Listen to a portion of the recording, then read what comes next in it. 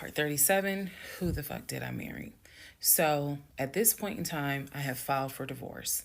I paid for the filing fee. I'm representing myself pro se, and it should be an uncontested divorce.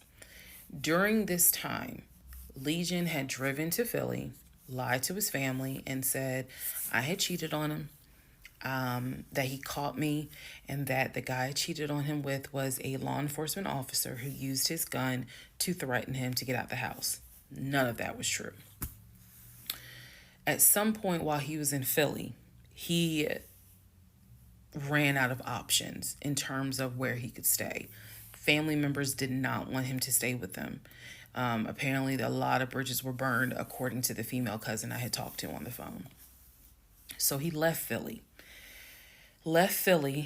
and went to Augusta.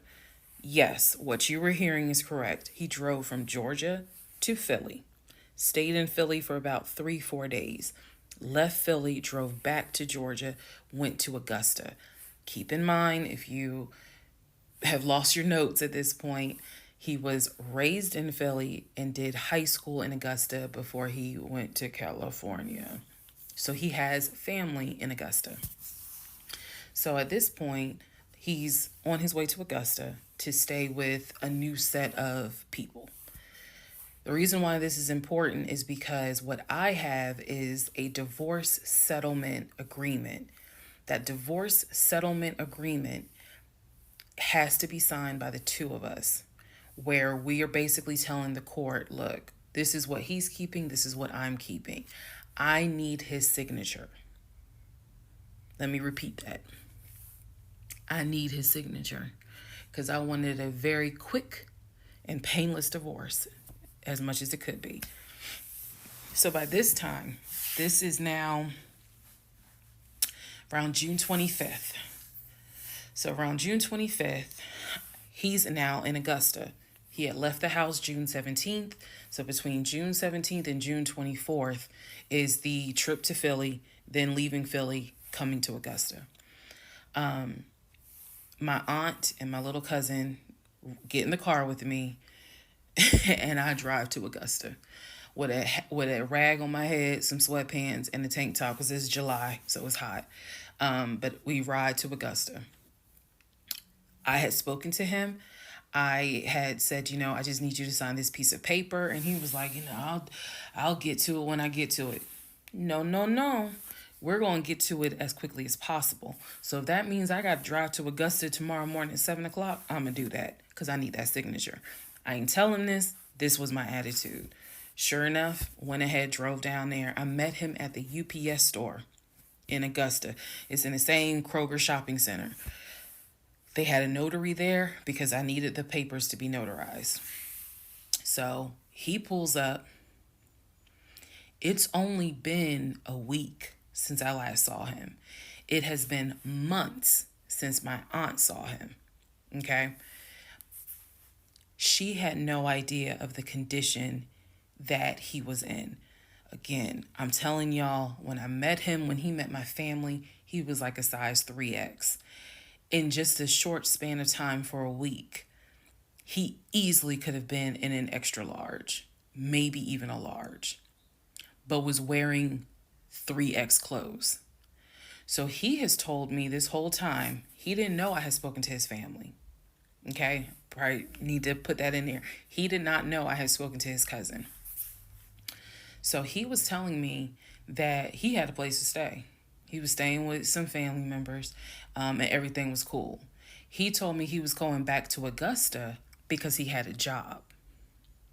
That's what he told me.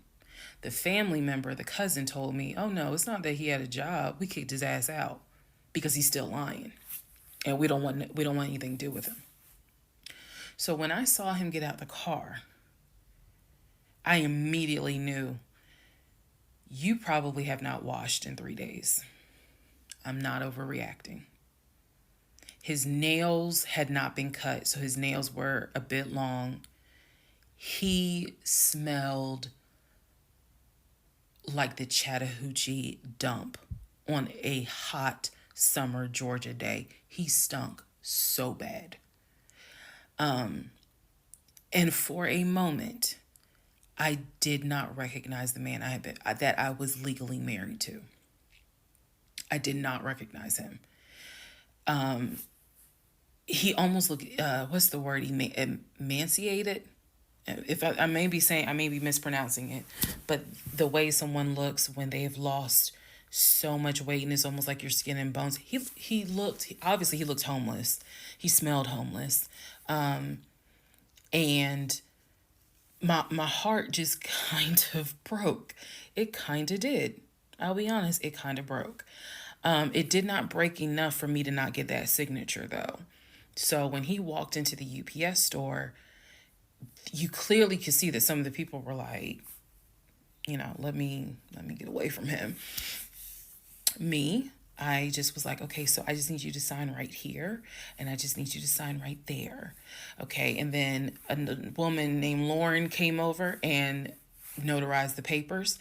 And then we were done because he signed the divorce agreement. He didn't even read it. He didn't even read it. Reason why I'm pointing that out is because he didn't read the part where what's left in the house now belongs to me. Where he took technically what he was going to take. Everything else in that home belongs to me. Remember, I told y'all he had left all his Invicta watches. He had left all his WWE championship belts, his Jordans, a lot of his clothes, his Cole Haans. He had left all that stuff. He never even read the divorce agreement.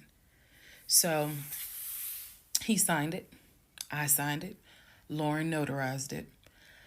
We leave the store, and I said, "Have you eaten?"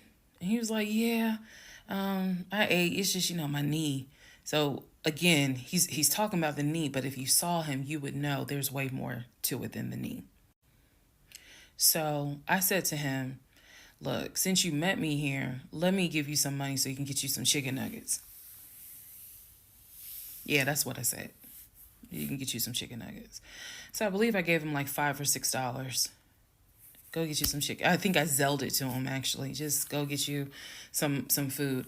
Then because where he parked was not far. It was like, okay, I'm parked here. He's parked in front of me in the other row. So there's that aisle that you can drive down. So I walked him to the car, and I saw the condition of the inside of the car.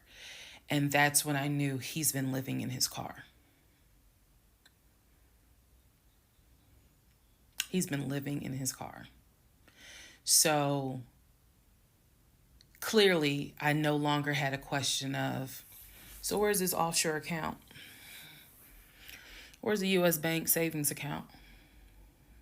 Where's the checking account? Didn't have that question anymore.